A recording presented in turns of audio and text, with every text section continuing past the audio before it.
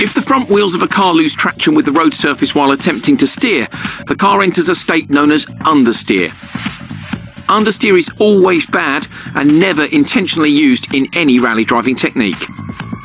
In fact, some of these techniques are used specifically to avoid understeer. Understeer occurs if traction has been partially lost. The car will continue to corner, but at less of an angle than the direction of the front wheels.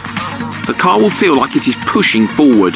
In this situation, applying more steering angle often makes the situation worse, as doing so requires even more traction than was initially being asked of the front tyres. If the wheels have entirely lost traction, the car will cease turning and will slide in the direction it was travelling before the wheels locked. This is particularly common while steering under heavy braking, as the traction of the tyre is being used partly to slow the car down and partly to turn. The correct response is to stop any input to the brake and accelerator and reduce the steering angle. This allows the weight of the car to settle and traction to be regained. On loose surfaces such as gravel and snow, there is an increased chance of understeer due to the reduced level of grip, so techniques are often used to induce oversteer to prevent the car from understeering in the first place. Front-wheel drive cars are particularly prone to understeer as all braking, accelerating and turning forces go through the front tyres. Understeer can occur while accelerating if the combined forces of accelerating and steering overcome the traction available. A similar loss of traction can occur due to braking and steering. Rear-wheel drive cars are least prone to understeer, as the front tyres are only used to brake and turn. In fact, their characteristics are more prone to oversteer. Four-wheel drive cars tend to exhibit the characteristics of front-wheel drive cars under braking on corner entry and rear-wheel drive cars under acceleration on corner exit. Rally teams work hard to reduce these characteristics and give a more balanced setup.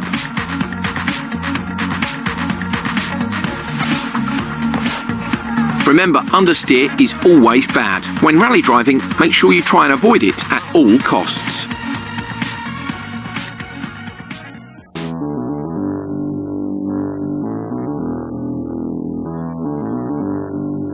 If the rear wheels of a car lose traction with the road surface while attempting to steer, the car enters a state known as oversteer.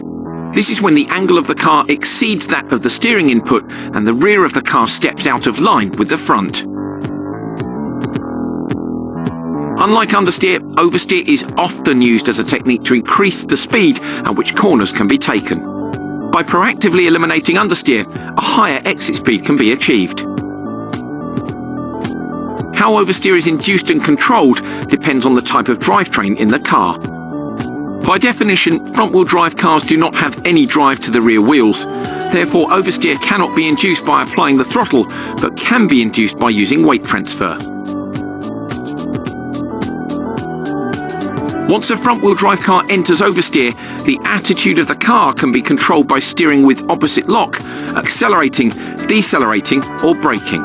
Applying opposite lock while accelerating will effectively speed up the front of the car and will bring the rear of the car back in line. If more oversteer is required, for example if the corner is tighter than expected, decelerating or braking will increase the amount of oversteer by maintaining the weight over the front wheels and therefore reducing the grip on the rear. As the rear wheels of a four-wheel drive vehicle are powered, you can also induce and maintain oversteer by using the throttle to spin the wheels. Depending on the ratio of power delivery between front and rear wheels, the car may have a tendency to oversteer more or less on corner exit. If the ratio is biased towards the front, under acceleration the car may pull itself out of oversteer. However, if the ratio is biased toward the rear, applying power may increase oversteer by spinning the rear wheels. Subtle control of the steering, throttle and brake is used to initiate, maintain and exit oversteer, and the same weight shifting techniques apply to four-wheel drive as for front-wheel drive cars. Unlike front and four-wheel drive cars, rear-wheel drive cars require the opposite technique with regard to throttle control during oversteer. Oversteer can be induced and maintained by weight transfer, but also by applying power to break the traction of the rear wheels. Once oversteer has been initiated, continuing to apply power will maintain the slide. In order to limit or correct oversteer, throttle input must be reduced. Lift-off oversteer occurs when, during cornering, you lift off the throttle.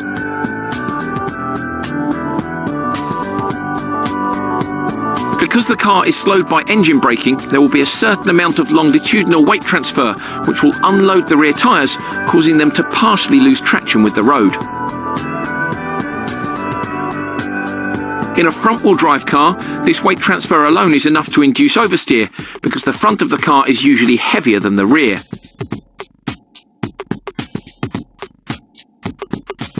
In four-wheel drive and rear-wheel drive cars, although the difference in the static weight between the front and rear may not be as great as a front-wheel drive car, the effect is amplified by engine braking also acting on the rear wheels as they are unloaded by the weight transferring forward.